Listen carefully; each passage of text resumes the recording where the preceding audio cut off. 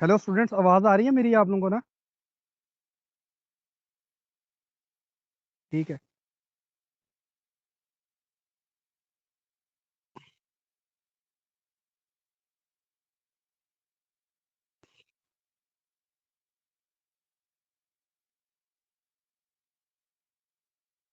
Students, जिन बच्चों को attendance का बोला गया है वो अटेंडेंस ले लें। ठीक है, तो सारे स्टूडेंट्स ही आ जाएंगे इसमें। Chemistry first semester, chemistry fifth, इसके अलावा जोलॉजी वाले भी। मेन तो इस वक्त टाइम जो है वो फर्स्ट सेमेस्टर वालों का है। एक मिनट ज़रा। जी बेटा।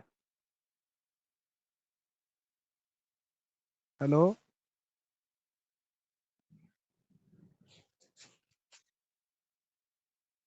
जी बेटा, क्या बात है?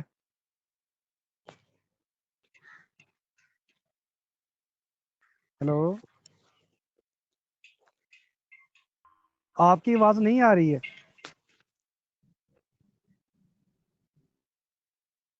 सर गलती से हुआ है। चलो कोई बात नहीं।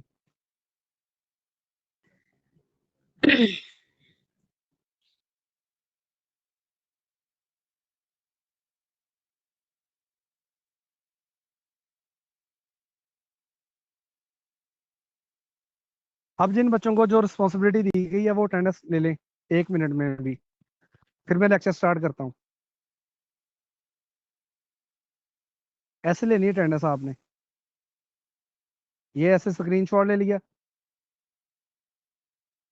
इसके बाद जो है आपने यहाँ चले जाना है, फिर ऐसे स्क्रीनशॉट ले लेना है। फिर आपने तकरीबन यहाँ चले जाना है, ऐसे स्क्रीनशॉट ले लेना है।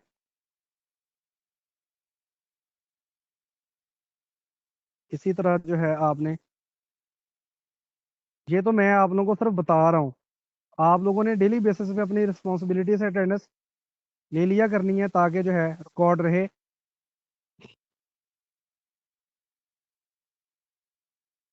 ठीक है।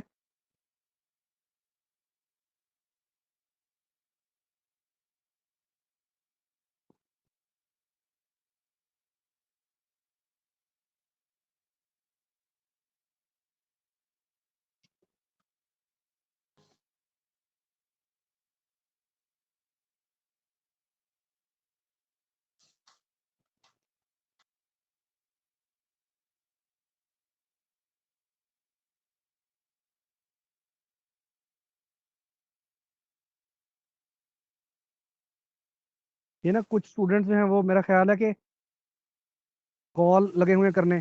कॉल किसने कहा है करने को? नहीं बेटे, कॉल नहीं करनी है आप लोगों ने।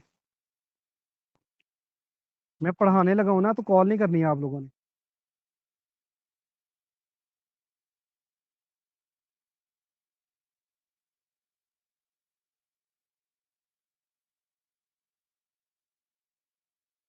अब हम स्टार्ट करते हैं अपना लेक्चर।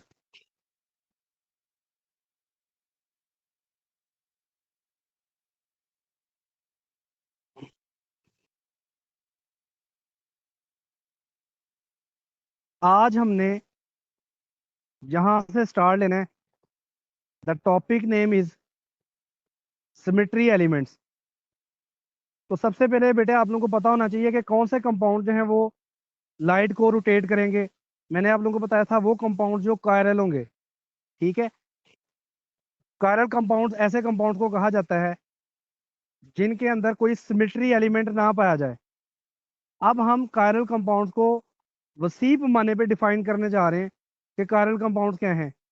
मैंने आप लोगों को बताया था, कल हमने ये पढ़ा था कि अगर कार्बन के साथ जो 4 डिफरेंट ग्रुप्स बाउंड हो तो हम उस कार्बन को कायरल कार्बन कहते हैं। ठीक है। अब वो कंपाउंड क्या करता है, वो जब उसमें से प्लेन पोलराइज लाइट पास की जाती है वो प्लेन पोलराइज लाइट के प्लेन को रोटेट कर देता है, या वो प्लेन पोलराइज लाइट के प्लेन को क्लॉकवाइज रोटेट कर देता है, या वो प्लेन पोलराइज लाइट के प्लेन को एंटी क्लॉकवाइज रोटेट कर देता है। अगर वो कंपाउंड जो है प्लेन पोलराइज लाइट को क्लॉकवाइज रोटेट करता है तो उसे हम कहते हैं डेक्स्ट्रो रोटेटरी।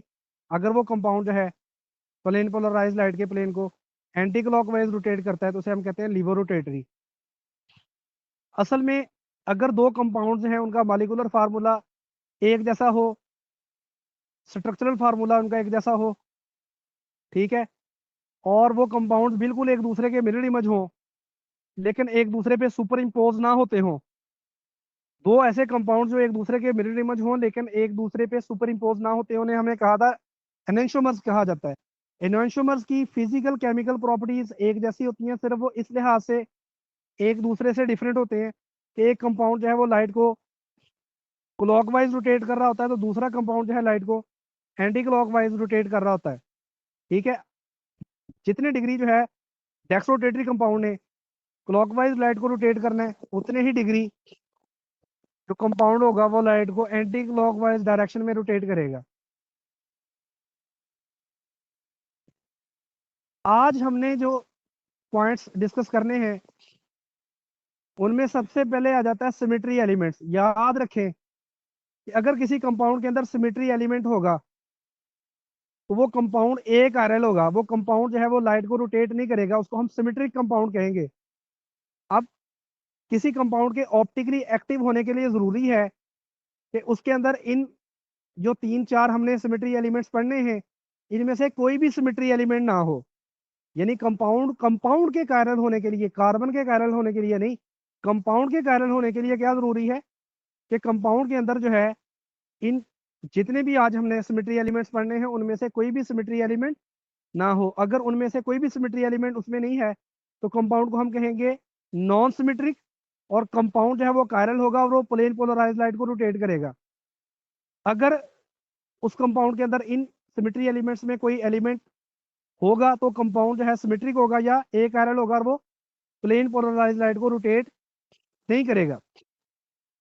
सबसे पहले हम देखते हैं रोटेशनल एक्सेस ऑफ सिमेट्री। आपने ना मॉलिक्यूल को सेंट्रल एक्सेस में घुमाना है। ये मिसाल के तौर पर वाटर मॉलिक्यूल है, इसको आप सेंट्रल एक्सेस में जब आप घुमाओगे तो आपने कितने डिग्री तक उसको रोटेट करवाना है? 360 डिग्री तक। जब आप इस मॉलिक्यूल को इसके सेंट्रल एक्सेस में लट्टू की तरह 360 डिग्री तक घुमाओगे तो इसके सिमिलर साइड जो है जितनी दफा रिपीट होंगी, सिमिलर स्ट्रक्चर इसका जितनी दफा रिपीट होगा उतनी उसमें सिमेट्री होगी। जैसे अगर हम इसको वाटर मॉलिक्यूल को 360 डिग्री पे गोल गोल घुमाते हैं तो इसके जो दो हाइड्रोजन हैं, यानी एक हाइड्रोजन आपके सामने होगा 180 डिग्री पे जाके दूसरा हाइड्रोजन आपके सामने आ जाएगा। ठीक है, यानी इसके जो हाइड्रोजन हैं वो आपके सामने कितनी दफा रिपीट होंगे? 2 टाइम्स। तो इसके अंदर जो है रोटेशनल एक्सेस ऑफ सिमेट्री है। यानी रोटेशनल एक्सेस ऑफ सिमेट्री तब होती है जब हम मॉलिक्यूल को सेंट्रल एक्सेस में घुमाते हैं और उसका जो सिमिलर स्ट्रक्चर है वो 360 डिग्री के दौरान जो है वो रिपीट होता रहता है। ठीक है, तो इसका फॉर एग्जांपल हम कहते हैं कि ये वाला हाइड्रोजन आपके सामने है, दूसरे वाला हाइड्रोजन जो है वो बिल्कुल पीछे है, लेकिन जब ये 360 डिग्री पे रोटेट करेगा तो आफ्टर 180 डिग्री ये वाला जो हाइड्रोजन है ये आपके सामने आ जाएगा और आपके सामने वाला हाइड्रोजन पीछे चला जाएगा। यानी 180 डिग्री पे रोटेशन होने के बाद जो है ये मतलब जो है सिमिलर साइड जो है रिपीट हो जानी है। उसके बाद जो है जब 360 डिग्री पे रोटेट होगा तो जो पहले वाला आपके पास हाइड्रोजन जो आपके सामने था वो दोबारा आ जाएगा। से हम दो हाइड्रोजन हैं, इनको हम ए बी का नाम दे लेते हैं। एक हम हाइड्रोजन को क्या लेते हैं ए, दूसरे हम हाइड्रोजन को क्या लेते हैं बी। हमने क्या करना है, हमने मॉलिक्यूल को सेंट्रल एक्सेस में क्या किया? रोटेट किया। 180 डिग्री पे जाके ये ए वाला जो है ये बी वाले की जगह पे आ जाएगा और बी वाला ए वाले की जगह पे आ जाएगा आफ्टर 180 डिग्री। लेकिन जब फिर दोबारा 360 डिग्री पे रोटेशन होगी तो ए वाला दोबारा यहाँ आ जाएगा, बी वाला यहाँ आ जाएगा। तो इसका मतलब है 360 डिग्री रोटेशन तक इसके सिमिलर स्ट्रक्चर कितनी टाइम रिपीट हुए? 2 टाइम। इसमें 2 fold rotational axis of symmetry है। इसको हम कहते हैं 2 फोल्ड क्योंकि 2 दफा रिपीट हो रहे हैं। और यहाँ पर लिखा हुआ है 360 degree by N. 360 degree by N का मतलब यहाँ पर देखिए ना कितनी दफा ये हाइड्रोजन रिपीट हुए? 2 दफा। इसका मतलब है कि फिर जो पहले जैसा स्ट्रक्चर 180 डिग्री की रोटेशन तक आना है। यानी आपको कितने डिग्री तक रोटेट करना पड़ना है? 360 डिग्री तक आपने टोटल रोटेट करना है, लेकिन जो पहले जैसा स्ट्रक्चर है वो हमारे पास जो है 360 डिग्री रोटेशन तक आएगा। सॉरी, 180 डिग्री रोटेशन तक आएगा। मतलब ये वाला हाइड्रोजन इस हाइड्रोजन के वजह और जगह पर, और ये वाला हाइड्रोजन इस हाइड्रोजन की जगह पर जो है 180 डिग्री पे आना है।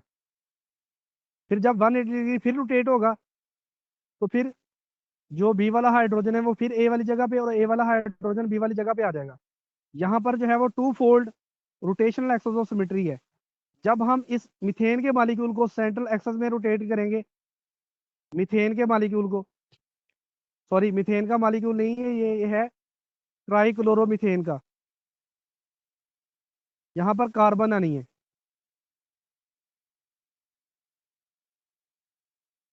जब हम इस मॉलिक्यूल को सेंट्रल एक्सेस पे रख के रोटेट करेंगे, यहाँ पर आपने बिल्कुल ध्यान से देखना है, ये सेंट्रल एक्सेस समझ लें, और इसको आपने रोटेट करना है। इसमें 3 क्लोराइड जो है वो जाहिर बात है 3 टाइम रिपीट होंगे। पहले आप इस क्लोराइड को ए का नाम दे लें, इस क्लोराइड को बी का, इस क्लोराइड को सी का। ए वाले की जगह पर बी वाला आ जाएगा, बी वाले की जगह पर सी वाला आ जाएगा, सी वाले की जगह पर ए वाला आ जाएगा। ठीक है। फिर दोबारा जो है मतलब इस जब आपने इस मॉलिक्यूल को ना सेंट्रल एक्सेस में रख के रोटेट करना है, तो इसमें देखें 3 क्लोराइड है ना, ये 3 टाइम रिपीट होंगे। यहाँ पर आप देखो कि 3 डिग्री को 360 डिग्री को अगर हम 3 से डिवाइड करें तो हमारे पास कितना आंसर आता है? 120 डिग्री। इसका मतलब है कि ये वाले क्लोराइड की जगह ये वाला क्लोराइड, और ये वाले क्लोराइड की जगह ये वाला क्लोराइड 120 डिग्री पे आना है। यानी जब इसने 120 डिग्री पे रोटेट होना है तो आपके सामने इस वक्त अभी ये वाला क्लोराइड है, ये वाला क्लोराइड ये वाले क्लोराइड की जगह, और ये वाला क्लोराइड इस क्लोराइड की जगह, और ये वाले क्लोराइड की जगह ये वाला क्लोराइड जो है 120 डिग्री पे आएगा। जब फिर दोबारा 120 डिग्री रोटेट करोगे तो ये वाला क्लोराइड यहाँ पहुंच जाएगा, ये वाला जो क्लोराइड होगा वो यहाँ हमारे पास आ जाएगा, यानी कि इनकी पोजीशन जो है वो बदल जाएगी। यहाँ पर जो है 120 डिग्री पे रोटेशन के बाद जो है ये वाला पहले वाला स्ट्रक्चर आपके सामने आ जाएगा।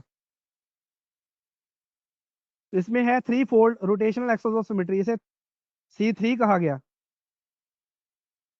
अब ये हमारे पास जो है मॉलिक्यूल है, इसको आपने से यहाँ से आप रोटेट करते हो तो ये वाला क्लोराइड इस क्लोराइड की जगह, और ये वाला क्लोराइड इस क्लोराइड की जगह, ये 180 डिग्री रोटेशन के बाद इसने जाना है। ये देखें ना, इसमें जो सिमिलर स्ट्रक्चर है टू टाइम है ना, तो इसका मतलब ये है कि इसने 180 डिग्री पे जाके ये वाले क्लोराइड की जगह ये वाला क्लोराइड आना, और ये वाला क्लोराइड की जगह ये वाला क्लोराइड आना है। इसमें two fold rotational axis of symmetry है। बेंजीन में आप लोग जानते हैं कि कार्बन के साथ, सॉरी 6 कार्बन है, और हर कार्बन के साथ एक एक हाइड्रोजन लगी हुई है। यहाँ पर भी आप कार्बन के साथ हाइड्रोजन, यहाँ पर भी, यहाँ पर भी, यहाँ पर भी, यहाँ पर भी, यहाँ पर भी। अगर आप इसको सेंट्रल एक्सेस में रोटेट करें तो इसमें जो कार्बन हैं, मतलब हर कार्बन हाइड्रोजन जो है जो बॉन्ड है वो 360 डिग्री रोटेशन में कितनी दफा रिपीट होगा? Carbon hydrogen bond 6 time. इसमें 6 टाइम जो है रोटेशनल एक्सेस ऑफ सिमेट्री है। और इसमें हर कार्बन जो है दूसरे कार्बन, हर कार्बन जो है वो मतलब एक स्ट्रक्चर से अगला सिमिलर स्ट्रक्चर आने के लिए टोटल कितना डिग्री रोटेशन मतलब जो है होगी? टोटल तो आपने वैसे 360 डिग्री रोटेट करना है, लेकिन क्योंकि इसमें 6 fold rotational axis of symmetry है, तो ये वाली कार्बन जो है वो जब इस कार्बन की जगह पर पहुंचेगी तो कितनी रोटेशन पर पहुंचेगी? यहाँ पर आप देखें 60 डिग्री रोटेशन पर ये वाला जो कार्बन होगा वो इस कार्बन की जगह आ जाएगा, और ये वाला कार्बन इस कार्बन की जगह चले जाएगा। यानी हर सिमिलर स्ट्रक्चर जो है वो 60 डिग्री रोटेशन पे आपको मिलेगा। इसको हम बोलेंगे कि इसमें 4 कह लेंगे ऑर्डर जो है, या 4 इसमें 4 मतलब फोल्ड जो है वो रोटेशनल एक्सेस ऑफ सिमेट्री है, क्योंकि इसमें 4 कॉर्नर है और 360 डिग्री रोटेशन पे ये 4 टाइम रिपीट होने। यानी कि अभी फॉर एग्जांपल ये वाली साइड हमारे सामने है, ये वाली साइड ने इसकी जगह आ जाना है, और ये वाली साइड इधर चली जाएगी, ये वाली साइड इधर चली जाएगी। यहाँ पर जो है ये वाली साइड इस साइड पे, इस साइड को कब रिप्लेस करेगी? जब इसको हम 90 डिग्री रोटेट करेंगे। इसका 90 कैसे आएगा? जैसे 360 को आप 4 पे डिवाइड कर दें तो ये वाली साइड जो है जब इधर आएगी तो जाहिर बात है 90 डिग्री रोटेशन पे आएगी। और जब टोटल 360 डिग्री तक इसने रोटेट होना है तो इसने 4 टाइम रिपीट होना है। इसमें 3 fold rotational axis of symmetry है। तो यहाँ पर आप देख सकते हैं कि जब हमने मॉलिक्यूल को सेंट्रल एक्सेस में रोटेट किया तो उसका सिमिलर स्ट्रक्चर जो है जितने टाइम रिपीट होगा उसमें उतनी ज्यादा रोटेशनल एक्सेस ऑफ सिमेट्री होगी, और वो कितनी दफा 360 डिग्री पर रोटेशन पर हमें पहले जैसा स्ट्रक्चर देगा। अच्छा, यहाँ पर एक वर्ड लिखा हुआ है इन डिस्टिंग्विशेबल। इनडिस्टिंग्विशेबल का मतलब है कि जब हम उसको रोटेट करेंगे और हमारे पास जो है पहले वाला स्ट्रक्चर आ जाएगा तो हम पहले वाले स्ट्रक्चर और बाद वाले स्ट्रक्चर में फर्क नहीं कर सकेंगे। यानी जब ये वाला क्लोराइड जो है जब यहाँ पहुंचेगा, ये वाला क्लोराइड यहाँ पहुंचेगा, जब ये वाला क्लोराइड यहाँ पहुंचेगा, तो जिस तरह की अरेंजमेंट इसकी है बिल्कुल वैसी अरेंजमेंट आपको मतलब जो है वो इसकी दिखाई देगी। यानी इस तरह आप नाम दे लेना, अगर ये साइड ए का नाम दे लें, ये साइड बी का, ये साइड सी का, ये साइड डी का, तो जब ये वाली जो बी वाली साइड है इसने यहाँ आ जाना है, ए वाली साइड ने यहाँ आ जाना है।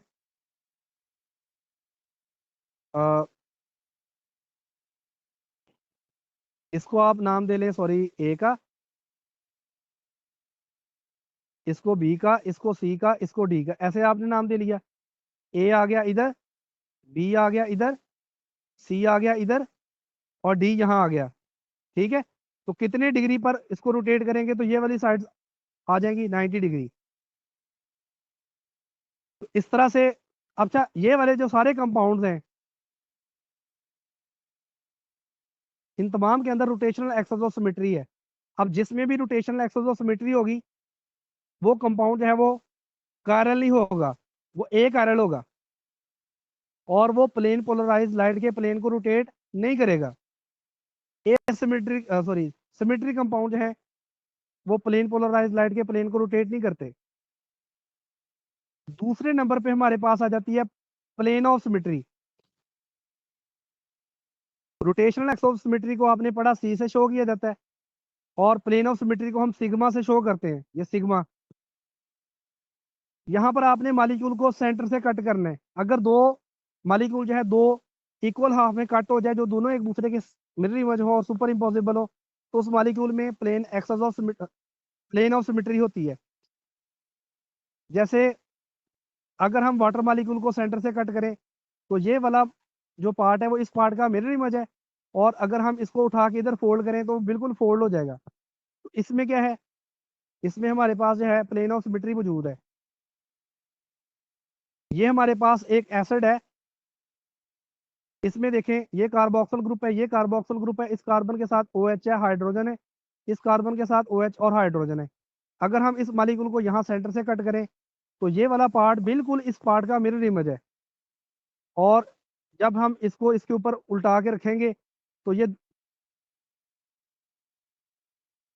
ये वाले OH के ऊपर बिल्कुल ये वाला OH आ जाएगा, ये वाले COOH के ऊपर बिल्कुल ये वाला COOH आ जाएगा, और हाइड्रोजन के ऊपर हाइड्रोजन आ जाएगा।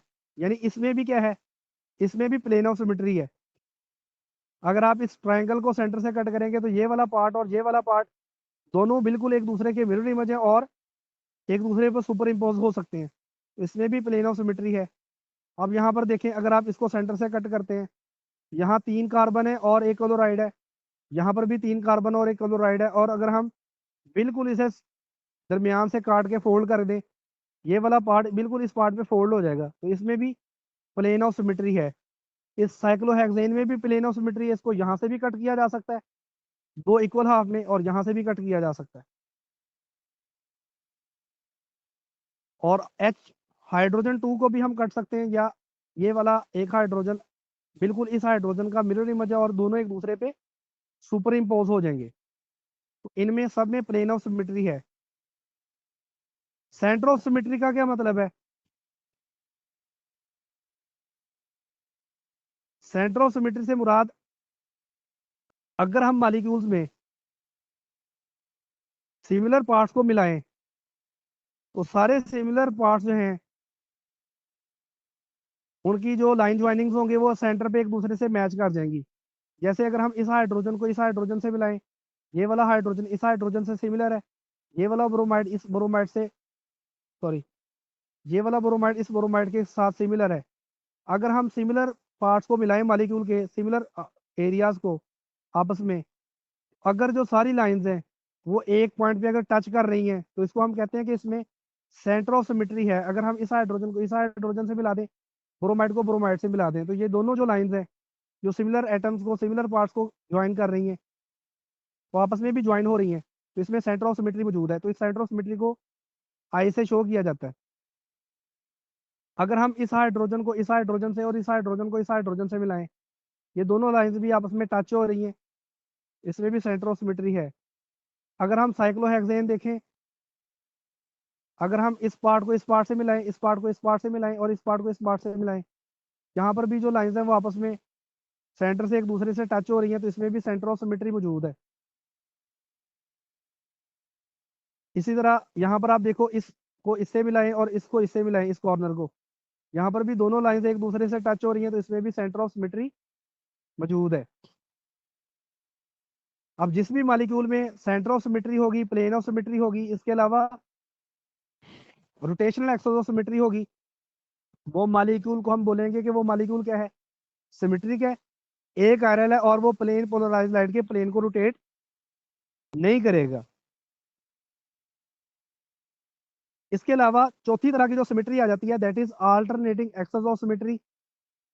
अल्टरनेटिंग एक्सेस ऑफ सिमेट्री को हम रोटेशन रिफ्लेक्शन सिमेट्री भी बोलते हैं। Alternating axis of symmetry is also called as rotation reflection symmetry. तो आपने ना ये जरा ध्यान से देखना है, रोटेशन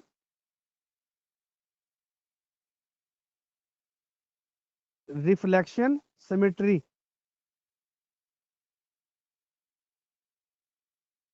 सिमेट्री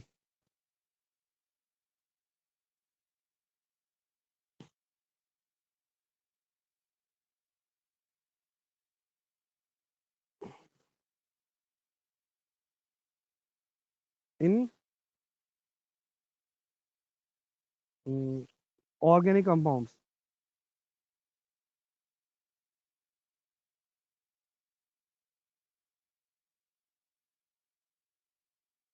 मैं भी आपको बताता हूँ, तो अच्छी वाली एग्जांपल मिल जाए। हम्म,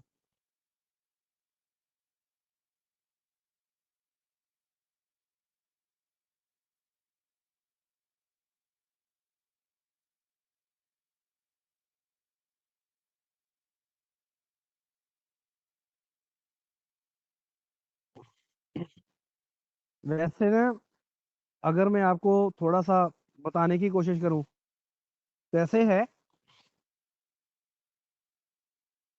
कि आपने ना इस मॉलिक्यूल को, लेट्स से ये हमारे पास मॉलिक्यूल है, इसको आपने किसी डिग्री पे रोटेट करना है। यहाँ पर लेट इस मॉलिक्यूल को इसके सेंट्रल एक्सिस में रोटेट करना है किसी डिग्री पे। जैसे हम इस मॉलिक्यूल को रोटेट करते हैं 90 डिग्री पे। अब जब हम इस मॉलिक्यूल को 90 डिग्री पे रोटेट करेंगे, यहाँ पर आप देखो, यहाँ पर ये हमने ना इसको 1, इसको 2, इसको 3, इसको 4 का नाम दिया हुआ है। 1 पे क्या है जी, 1 पे हाइड्रोजन ऊपर मिथाइल नीचे, बिल्कुल ऑपोजिट जो साइड है उसका भी हाइड्रोजन ऊपर मिथाइल नीचे है। और जो 2 4 है, इसका हाइड्रोजन नीचे है और मिथाइल इनका ऊपर है। यानी ये हमारे पास साइक्लोहेक ऑक्टेन सॉरी ब्यूटेन है, साइक्लोब्यूटेन। 4 कार्बन वाली हमारे पास है ना, साइक्लोब्यूटेन। ठीक है, इसकी वैसे चारों की चारों कार्बन पे एक एक मिथाइल एक एक हाइड्रोजन लगा हुआ है। पहली और तीसरी कार्बन का मिथाइल नीचे, हाइड्रोजन ऊपर, और दूसरी चौथी का हाइड्रोजन नीचे मिथाइल ऊपर। अब आपने करना क्या है, करना ये है कि इस मॉलिक्यूल को आपने सेंट्रल एक्सेस में, क्या आप देखो परपेंडिकुलर एक्सेस आपको ए बी नजर आ रहा है, यहाँ से आपने इसे 360 डिग्री पे रोटेट करना है। यानी ये मॉलिक्यूल जब रोटेट होगा, तो इसका जो हाइड्रोजन होगा, सॉरी ये 1 वाली जगह, अगर मैं यहाँ पर बना के दिखाऊं, अब आप सॉरी इसको जरा ध्यान से देखिएगा, मैं इसको खुद से अब बनाने लगा हूँ, मुझे अब नहीं मिल रहा वो इसकी जो पिक्चर है जो होनी चाहिए थी मेरे पास।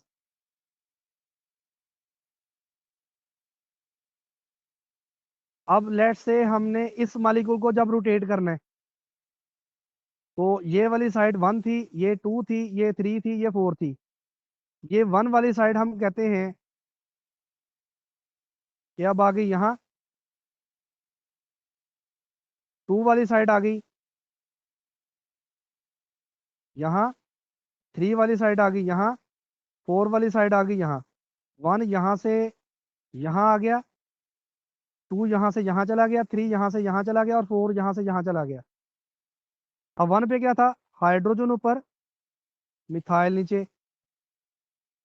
ऑपोजिट साइड पे भी हाइड्रोजन ऊपर, मिथाइल नीचे। अच्छा, इनका यानी सेकंड साइड का क्या था, मिथाइल ऊपर था, हाइड्रोजन नीचे था। और इसका क्या था, मिथाइल ऊपर और हाइड्रोजन नीचे था। यानी जब हमने 90 डिग्री इसको रोटेट किया, तो ये वाला स्ट्रक्चर जो है, ये वाला स्ट्रक्चर हमें मिल गया इसको 90 डिग्री रोटेट करने से। यानी कि 1 यहाँ आ गया, 2 यहाँ से इधर चला गया, 3 यहाँ से इधर चला गया, 4 यहाँ आ गया। अब हम अगर इसका मिरर में रिफ्लेक्शन देखें, अब आपने मिरर कहाँ रखना है, मिरर आपने परपेंडिकुलरली रखना है। यानी यहां पर आप मिरर रखोगे, ये सेंट्रल एक्सेस है ना, तो आपने ऊपर करके मिरर रखना है। और जब आप इसको मिरर में देखोगे, ये बिल्कुल आपको इस जैसा नजर आएगा। सबसे पहले आपने इस मॉलिक्यूल को क्या किया, ये वाले मॉलिक्यूल को किया रोटेट। जब आपने इस मॉलिक्यूल को रोटेट किया, कितने डिग्री पे, कोई डिग्री होगा, कोई एंगल होगा, एन की वैल्यू। अब यहाँ पर देखें ना, इसमें 4 कॉर्नर सिमेट्री है ना, मतलब इसकी 4 फोल्ड सिमेट्री है। इसमें 4 फोल्ड सिमेट्री कैसे आएगी, जब आपने इस मॉलिक्यूल को रोटेट कर दिया, आपके पास ये वाला मॉलिक्यूल आ गया। अब ये वाला मॉलिक्यूल इस मॉलिक्यूल जैसा नहीं है, लेकिन इस मॉलिक्यूल का अगर हम मिरर में इमेज देखें, तो इमेज बिल्कुल इस जैसा है। इसको कहा जाता है अल्टरनेटिंग एक्सेस ऑफ सिमेट्री। जब आप इसका मिरर देखोगे ना, तो इसका मिरर इस जैसा होगा। ये मुझे अगर मिल जाए ना, तो मैं आपको थोड़ा सा मजीद ब्रीफ कर सकूं। अल्टरनेटिंग एक्सेस ऑफ सिमेट्री यानी आपने मॉलिक्यूल को रोटेट करना है और फिर उसका मिरर देखना है, उसका मिरर देखना है, सॉरी, उसका इमेज देखना है मिरर में। तो उसका जो इमेज होगा वो बिल्कुल उस जैसा होगा। यहाँ पर आप देखो, यहाँ पर हमें जो चीज थी चाहिए वो वाली मिल गई।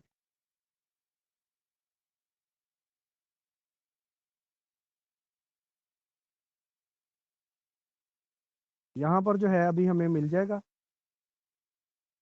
तो इसी में आप आ जाएगा। यहाँ पर ये अल्टरनेटिंग एक्सेस ऑफ सिमेट्री भी यहाँ दिया हुआ है, यहाँ देखो।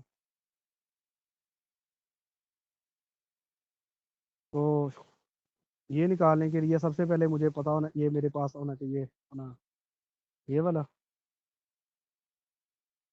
सबसे पहले देखो, ये हमारे पास 1 कार्बन है, ये 2 कार्बन है, ये 3 है, ये 4 है।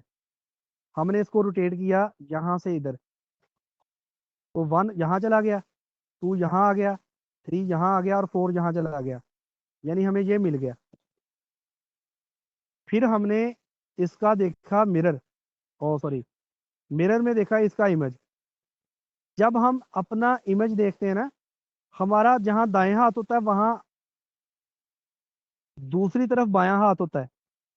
यार देखो, जब हम अपना मिरर देखते हैं ना, तो सॉरी, अपना मिरर नहीं देखते, अपने मिरर के अंदर अपना इमेज देखते हैं, तो हमारी ना जो राइट साइड होती है, वो मिरर में लेफ्ट साइड नजर आ रही होती है। और हमारी जो लेफ्ट साइड होती है, मिरर में राइट साइड नजर आ रही होती है। तो यहाँ पर जब हम इसको देखेंगे, तो जो मिथाइल यहाँ पर ऊपर है, वो आपको इमेज में कहाँ नजर आएगा, नीचे।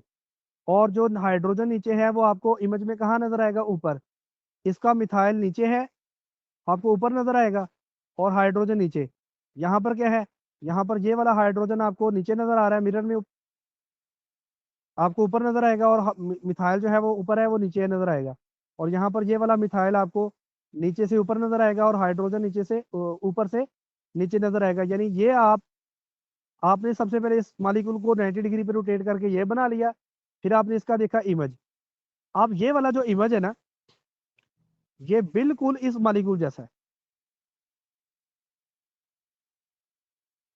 इमेज, तो जिस मॉलिक्यूल के अंदर ऐसा हो जाए उस मॉलिक्यूल में होती है alternating axis of symmetry. Alternating axis of symmetry को रोटेशन रिफ्लेक्शन सिमेट्री भी कहा जाता है, या इम्प्रॉपर रोटेशन भी कहा जाता है। रोटेशन रिफ्लेक्शन सिमेट्री इसे इसलिए कहते हैं क्योंकि सबसे पहले आपने मॉलिक्यूल को रोटेट करवाया, फिर उसका आपने शीशे में रिफ्लेक्शन देखा, तो then that's why this is called as rotation reflection symmetry. आज ही हमने चैप्टर नहीं खत्म कर सकना, तो जो 5th सेमेस्टर वाले स्टूडेंट्स हैं ना, वो कल को भी इस टाइम पे क्लास लेंगे, ताकि जो आप लोगों का सेम पार्ट है वो हम कल तक कवर कर सकें, ना कि आज ही हम इसको कवर करें, क्योंकि आज मैंने ये ज़्यादा टाइम ले लिया है। तो क्या आप में से किसी को कोई क्वेश्चन है?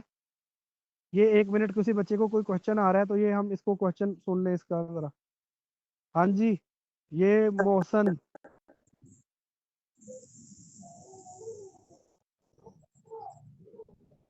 मोहसन ने सवाल पूछना है, पूछे। वैसे आप लोगों को समझ आ गई है? जी सर। मेरी आवाज आ रही है? सर समझ आ रही है। जी सर आ रही है। जो जोलॉजी वाले स्टूडेंट्स हैं, क्या उनको भी समझ आ रही है यस ना? सर। जी सर।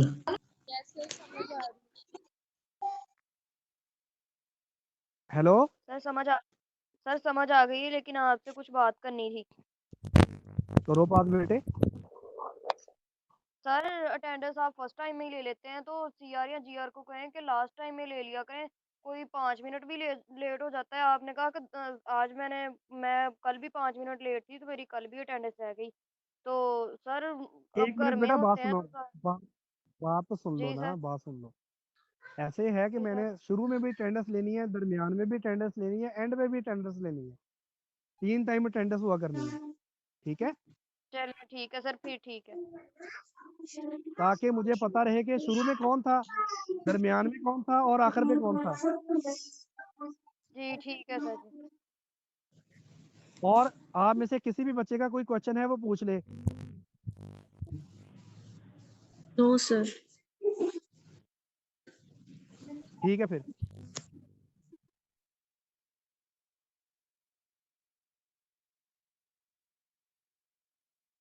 मैंने जब पहले कहा था तो आपने कोई पूछा ही नहीं सवाल, अब आप कह रहे हो कि पूछना है। अब्दुल वहाब, हाँ जी, अब्दुल वहाब ने सवाल पूछना है, पूछे अब।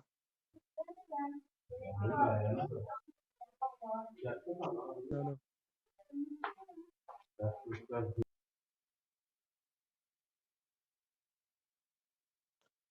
अब जिस मॉलिक्यूल के अंदर इन तीनों सिमेट्री एलिमेंट्स में कोई भी सिमेट्री एलिमेंट होगा, सॉरी 4 सिमेट्री एलिमेंट्स हमने पढ़े हैं। Rotational axis of symmetry, plane of symmetry, centre of symmetry और अल्टरनेटिंग एक्सेस ऑफ सिमेट्री। अगर किसी मॉलिक्यूल में इन चारों में से कोई भी सिमेट्री एलिमेंट होगा तो मॉलिक्यूल ए कायरल होगा, वो लाइट को रोटेट नहीं करेगा, ठीक है? प्लेन पोलराइज लाइट को, तो हम उसको बोलेंगे कि वो ए कायरल है, या उसको हम बोलेंगे कि वो सिमेट्रिक है। अब किसी एलिमेंट के लाइट को रोटेट करने के लिए जरूरी है प्लेन पोलराइज लाइट को कि उसके अंदर इन चारों सिमेट्री एलिमेंट्स में कोई भी सिमेट्री एलिमेंट ना हो। अब जैसा कि मैंने आप लोगों को कल बताया था, 1 मिनट जरा, यहाँ पर अगर हम देखें,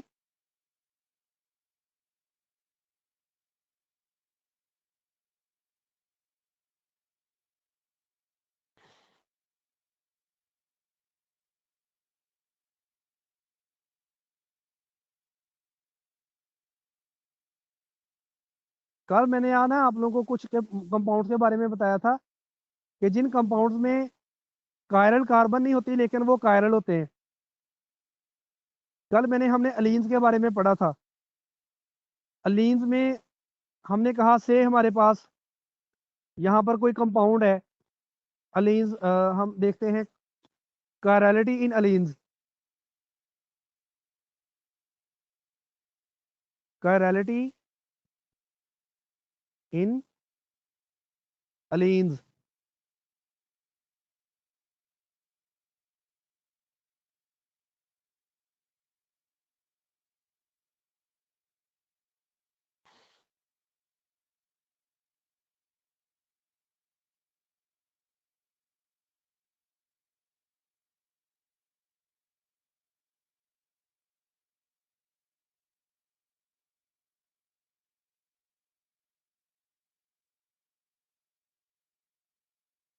एक मिनट जरा, यहां पर आप देखो, ये हमारे पास जो है अलीन है, ये भी कार्बन कार्बन डबल बॉन्ड है, ये भी कार्बन कार्बन डबल बॉन्ड है। अगर दो डबल बॉन्ड बिल्कुल साथ साथ हो तो हम इसको अलीन बोलते हैं। अब इस कार्बन के साथ जो है एक C6H5 ग्रुप लगा हुआ है और एक हाइड्रोजन है, इधर भी एक C6H5 लगा हुआ है, एक हाइड्रोजन है। आपको शायद लगता होगा कि अगर हम इस ग्रुप को इससे मिलाएं, इस हाइड्रोजन को इससे मिलाएं, तो इसमें सेंटर ऑफ सिमेट्री है, ठीक है, यानी इसमें ऐसे सेंटर ऑफ सिमेट्री मौजूद है। लेकिन इस कार्बन के साथ जो दो लगे हुए ग्रुप्स हैं, एक हाइड्रोजन और एक C6H5, ये प्लेन में पड़े हुए हैं। और इस कार्बन के साथ जो एक हाइड्रोजन और एक C6H5 है, ये प्लेन में नहीं है। अगर ये प्लेन में होते तो ये मॉलिक्यूल ने एक आयरन होना था, लेकिन इसमें कार्बन का जो हाइड्रोजन है वो प्लेन से बाहर की तरफ है, मोबाइल से बाहर की तरफ निकला हुआ है। और ये वाला जो C6H5 है, ये प्लेन के अंदर की तरफ है, यानी कि ये वाला बॉन्ड है प्लेन के बैक साइड पे है, और ये वाला हाइड्रोजन आप दोनों की तरफ है। यानी आप समझ लें कि ये वाला जो है ये बिल्कुल इसके बिल्कुल 90 डिग्री पे है। अब इसमें इसके आउट ऑफ प्लेन जाने की वजह से इस ग्रुप से या मतलब पार्ट के इस पार्ट से आउट ऑफ प्लेन जाने की वजह से अब ये दोनों पार्ट्स एक दूसरे के मिरर इमेज नहीं है, ये एक दूसरे पे सुपर इम्पोज नहीं हो सकते। तो इसलिए ये बेशक मॉलिक्यूल जो है इसमें कार्बन के साथ चार डिफरेंट ग्रुप्स नहीं है, कार्बन इसमें कोई कायरल नहीं है, लेकिन जो कंपाउंड है वो एक कायरल सॉरी कंपाउंड जो है वो कायरल है। कार्बन कायरल कब होती है? जब कार्बन के साथ चार डिफरेंट ग्रुप लगे हों। और कार्बन के कायरल होने के लिए जरूरी है कि कार्बन के साथ चार डिफरेंट ग्रुप हो और कार्बन के साथ कार्बन जो है वो sp3 हाइब्रिड हो। कभी भी कार्बन जो है वो sp2 हाइब्रिड स्टेट में या sp हाइब्रिड स्टेट में कायरल नहीं होती। ये वाली कार्बन भी sp2 हाइब्रिड है, ये वाली कार्बन sp हाइब्रिड है, ये वाली कार्बन भी sp2 हाइब्रिड है। कोई भी कार्बन कायरल नहीं है, लेकिन कंपाउंड कायरल है।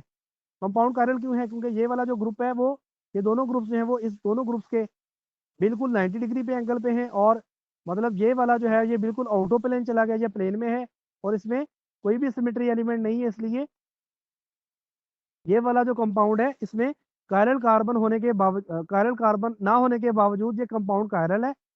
अच्छा, अगर हम इसका मिरर इमेज देखें तो इसका जो मिरर इमेज होगा वो ऐसे नजर आएगा। ये C6H5 जो है वो जो लेफ्ट पे है ये राइट पे हो जाएगा, जो हाइड्रोजन लेफ्ट पे था वो भी राइट पे हो जाएगा, ये वाला हाइड्रोजन ये वाला होगा और ये वाला C6H5 इधर आ जाएगा। अब ये वाला जो है अगर कंपाउंड डेक्सट्रोरोटेटरी है तो ये वाला जो कंपाउंड होगा दैट विल बी द लीवोरोटेटरी। अगर ये क्लॉकवाइज लाइट को रोटेट करेगा 10 डिग्री तो ये एंटी क्लॉकवाइज लाइट को रोटेट करेगा 10 डिग्री।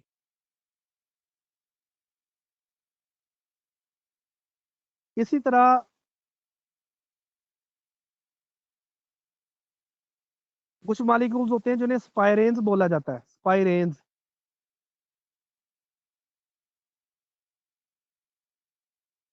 यहां पर आप देखो, ये आप लोगों को स्पाइरेन नजर आ रहा होगा।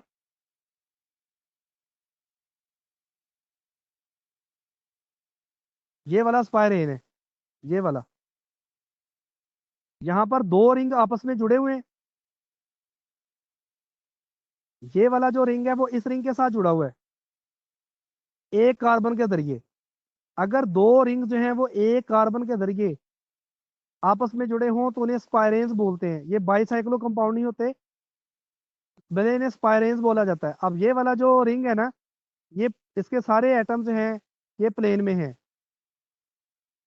लेकिन इस कार्बन के साथ जो दो ग्रुप लगे हुए हैं उनमें एक हाइड्रोजन और एक NH2। ये हाइड्रोजन जो है वो प्लेन से बाहर की तरफ है, NH2 प्लेन के अंदर की तरफ है। NH2 को डॉटेड लाइन से और हाइड्रोजन को सॉलिड लाइन से या सॉलिड वेज से शो किया गया है। ये हाइड्रोजन प्लेन से बाहर है और NH2 प्लेन के अंदर है, रिंग प्लेन में है। यानी दो एटम जो है वो प्लेन से बाहर और अंदर है, ये रिंग प्लेन में है। और इसके साथ जुड़ा हुआ जो रिंग है ये प्लेन से, इसके ये जो दो बॉन्ड्स हैं, ये वाला बॉन्ड और ये वाला बॉन्ड, ये प्लेन से बाहर है।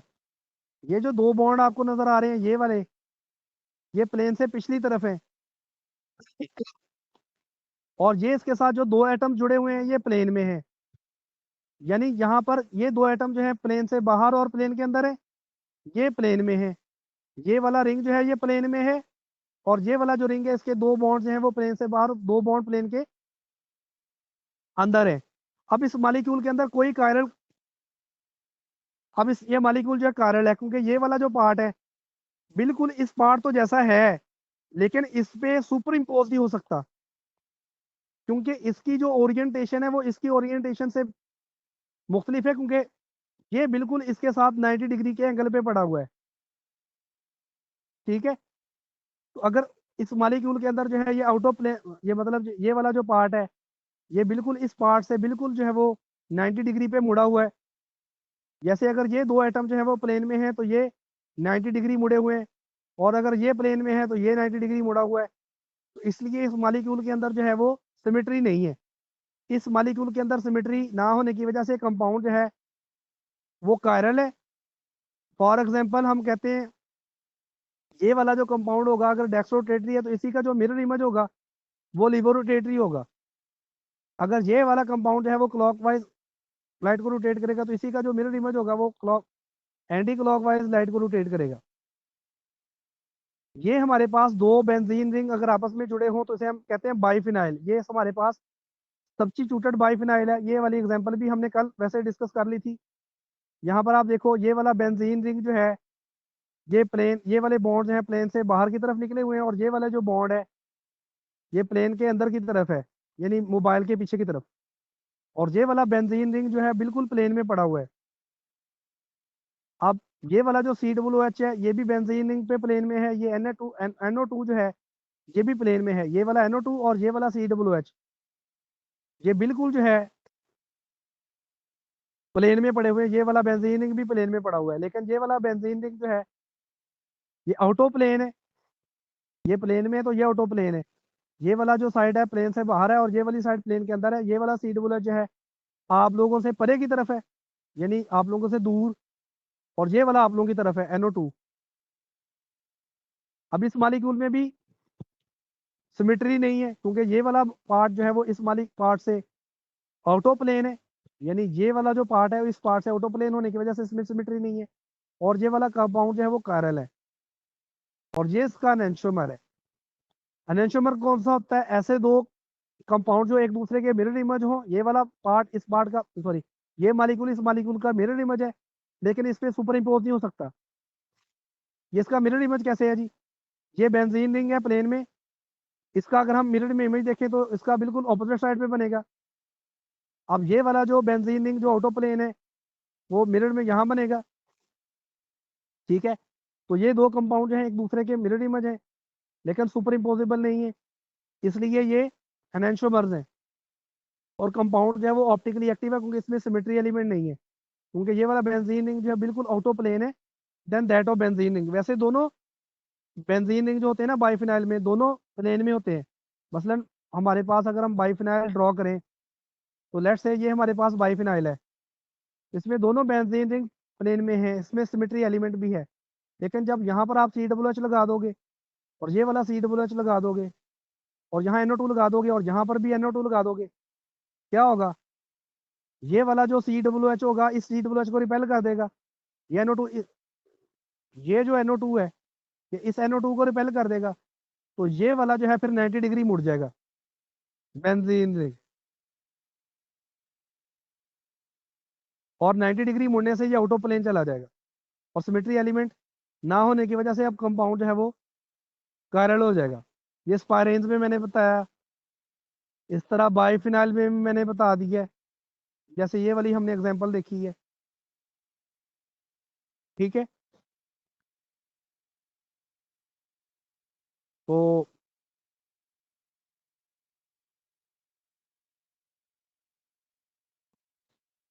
यहां तक सबको क्लियर है?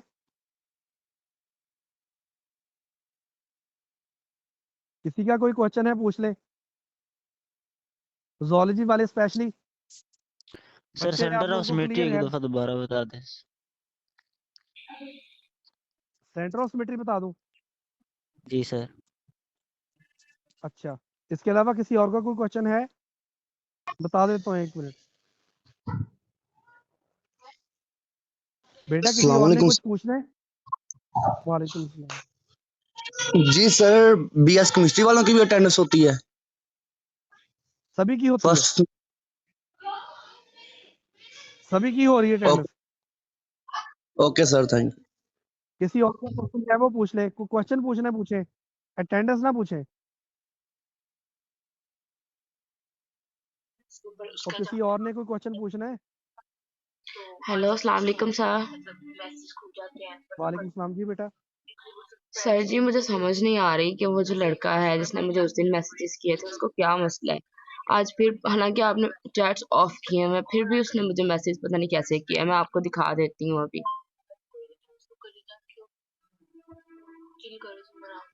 अब इसकी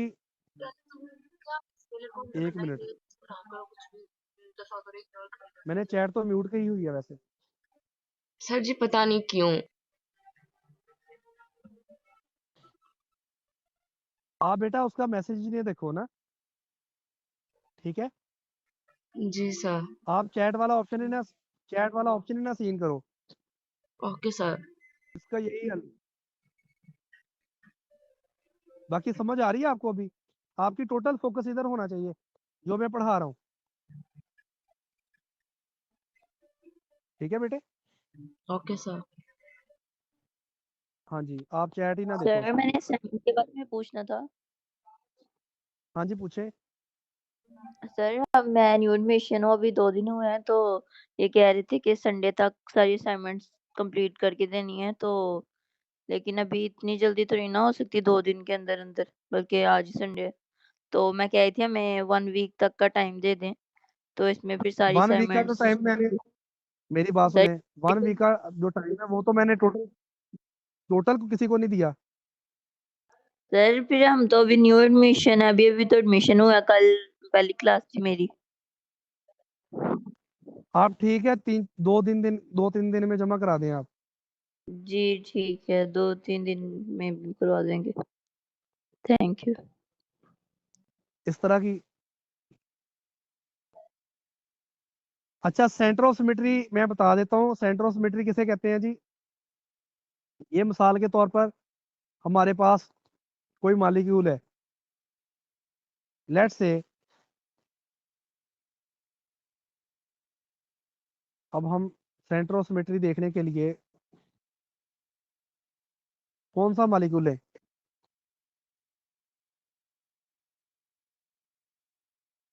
से हम मीथेन ले लेते हैं, कार्बन के साथ जो है ये 4 हाइड्रोजन लेट्स से बाउंड है। जब मीथेन का मालिक्यूल लेने की बजाय हम बेंजीन का मालिक्यूल चलो ले लेते हैं, यार कोई भी मालिक्यूल ले सकते हैं, वैसे बेंजीन का ले लेते हैं। अब ये वाला कार्बन हाइड्रोजन बॉन्ड है, इसके बिल्कुल ऑपोजिट ये वाला कार्बन हाइड्रोजन बॉन्ड है। ये आपने ऑपोजिट साइड से जो सिमिलर ग्रुप्स हैं आपने उन्हें मिला दिया। ये वाला कार्बन हाइड्रोजन बॉन्ड है, इसके बिल्कुल ऑपोजिट ये वाला कार्बन हाइड्रोजन बॉन्ड है, ये आपने इनको मिला दिया। ये वाला कार्बन हाइड्रोजन बॉन्ड है, ये बिल्कुल इसके ऑपोजिट ये वाला कार्बन हाइड्रोजन बॉन्ड है, ये आपने इन ग्रुप्स को मिला दिया। अब ये सारे अगर आप जो है ऑपोजिट साइड्स पे जो सिमिलर ग्रुप्स हैं अगर आप इन्हें मिलाते हो, तो यहाँ पर जो लाइंस जो सिमिलर ग्रुप्स को मिला रही हैं, वो लाइंस जो सिमिलर ग्रुप्स को मिला रही हैं ये सेंटर पे एक दूसरे से मिल रही हैं। वो लाइंस जो सिमिलर ग्रुप्स को मिला रही हैं वो सेंटर से एक दूसरे से मिल रही हैं। तो अगर ऐसा हो जाए कि वो लाइंस जो सिमिलर ग्रुप्स को ऑपोजिट साइड से मिला रही हो वो अगर आपस में सेंटर से मिल जाए, तो उस मॉलिक्यूल के अंदर सेंटर ऑफ सिमेट्री होती है। आई होप सो आपको पता चल गया होगा। अगर हम अब बात करें, लेट्स से आप कहते हैं जी सर के ये जो NH2 है इसको मैं इस NH2 से मिलाता हूँ और ये वाला हाइड्रोजन को इस हाइड्रोजन से मिलाता हूँ, तो ये दोनों लाइंस आपस में सेंटर से मिल रही हैं ना काका ना? नहीं, ये वाला हाइड्रोजन प्लेन से बाहर की तरफ है और ये प्लेन में है, आप इनको कैसे मिला सकते हो? अगर ये भी प्लेन में होता, मिसाल के तौर पर ये जैसे प्लेन में है, अगर ये भी प्लेन में होता फिर आप मिला सकते थे। या जैसे अगर टू वर्ड ऑब्जर्वर है, ये आपकी तरफ है और ये वाला पीछे की तरफ होता तो आप उसको मिला देते। अब ये वाला प्लेन में है, ये सॉरी ये वाला प्लेन में नहीं है, ये प्लेन के पीछे की तरफ है और ये प्लेन में है, इनको भी आप नहीं मिला सकते। तो अगर जो ग्रुप्स हैं वो प्लेन से बाहर और अंदर की तरफ हो, यानी जैसे अगर आप देखो ये अगर दोनों ग्रुप्स प्लेन में है तो ये वाला जो है, ये वाला हाइड्रोजन प्लेन में है तो ये वाला हाइड्रोजन जो है, यार ये वाला हाइड्रोजन जो है ना प्लेन से बाहर है और ये प्लेन में है, तो इनको आप नहीं मिला सकते। क्या मेरी बात पिक कर रहे हो मैं जो बताना चाह रहा हूँ? अल्लाह यार, हेलो, यस सर सुन रहा हूँ सर। मैं कैसे कह रहा हूँ कि एक प्लेन में है एक प्लेन भी, इनको कैसे किनको मिलाना है? या जी देखो सर, जो ये वाला जो प्लेन में है। COOH है, जी ये देखो ये COOH प्लेन में, प्लेन से अंदर की, ये वाला हाइड्रोजन अगर प्लेन से बाहर है ना, तो ये जी वाला सर, जो COOH है प्लेन के अंदर की तरफ है, यानी मोबाइल से आप बाहर की तरफ दूर निकला, सर। जी पीछे की तरफ फील करो इसे, ये आपसे जी सर। दूर है और ये आपकी तरफ जी है, सर। यानी ये पड़े हुए हैं प्लेन से बाहर और अंदर जी और ये सर। प्लेन में पड़े हुए हैं, तो आप इनको इस तरह नहीं मिला सकते। जी सर, ये एक दूसरे से 90 के एंगल पे पड़े हुए हैं सर। हाँ 90 डिग्री के एंगल पे पड़े हुए हैं, तो जी सर। आपने कब मिलाना है? जैसे ये अगर हाइड्रोजन बाहर की तरफ है तो ये वाला किस तरफ हो? तो ये अंदर भी की तरफ। जी सर। नहीं नहीं, अंदर की तरफ हो, देखो ना ये, फिर लाइन जी जाएगी ऐसे टोटल, यानी आर पार। Ji sir. ये अगर बाहर की तरफ हो और ये अंदर की तरफ हो, इनको आप मिला लोगे। लेकिन एक जो है वो प्लेन के बाहर की तरफ है, एक प्लेन में है और 90 डिग्री पे पड़े हुए हैं, इनको आप नहीं मिला सकते ऐसे। और जिनमें सिमिलर ग्रुप्स को मिला नहीं सकते उसमें सेंटर ऑफ सिमेट्री नहीं है, और जिसमें सिमिलर ग्रुप्स को मिला जी सकते हैं उसमें सेंटर ऑफ सिमेट्री होती है।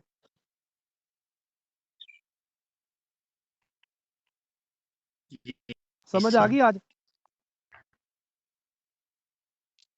हेलो,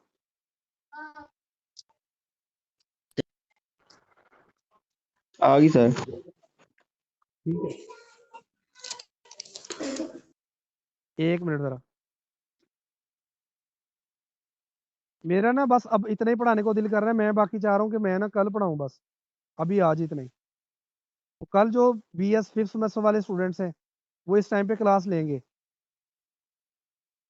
5th वाले कल भी क्लास लेंगे, क्योंकि अभी उनका जो है ना ये वाला पार्ट चल रहा है। ठीक है, फिर आज इतना ही, मैं अभी थक गया हूँ, मैं लगा हूँ सोने। सर केमिस्ट्री वाले भी लेंगे कल क्लास? और सारे वाले लेंगे, टोटल लेंगे, जोलॉजी वाले, यानी जो भी है, मैं तो वैसे बता रहा हूँ यार, जोलॉजी वालों की क्लास ओके का या फर्स्ट सेमेस्टर की क्लास का तो ये टाइम परमानेंट है ना, जी फर्स्ट सर, सेमेस्टर ओके वालों का तो थैंक टाइम परमानेंट है। जो 5th वाले हैं वो अभी कल क्लास लेंगे, क्योंकि अभी उनका सिलेबस चल रहा है, इसी वाला जो मैच हो रहा है, मतलब दोनों का, ओके थैंक यू। यानी कल को सारी क्लास लेंगे, मेरे कहने का मतलब ये है। अब मैं दोबारा स्क्रीनशॉट्स ले लूँ सर अभी अटेंडेंस हम के भी लिए? लेने लगे हैं। जी सर। हाँ आप भी ले लो और मुझे भी सेंड कर देना, अपने पास भी रिकॉर्ड संभाल लेना, आपको भी पता लग जाएगा। कोई पूछेगा भी क्लास हुई है या नहीं हुई, आपने कहना कि इस टाइम पे ये ओके स्टूडेंट्स सर, ने क्लास इंशाल्लाह। ली थी। Okay sir.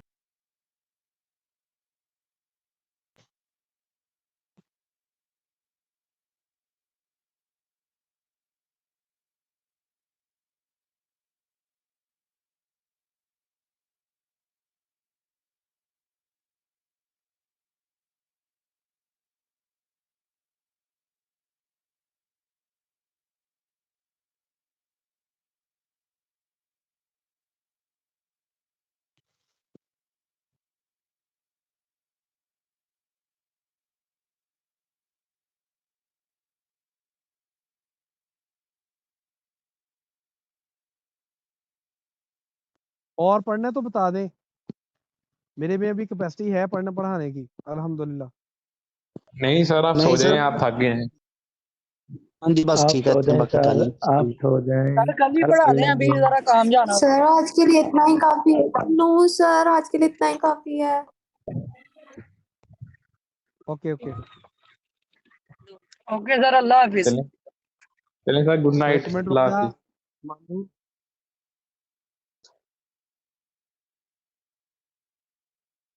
अच्छा चलो ठीक है, ओके ओके सर, अल्लाह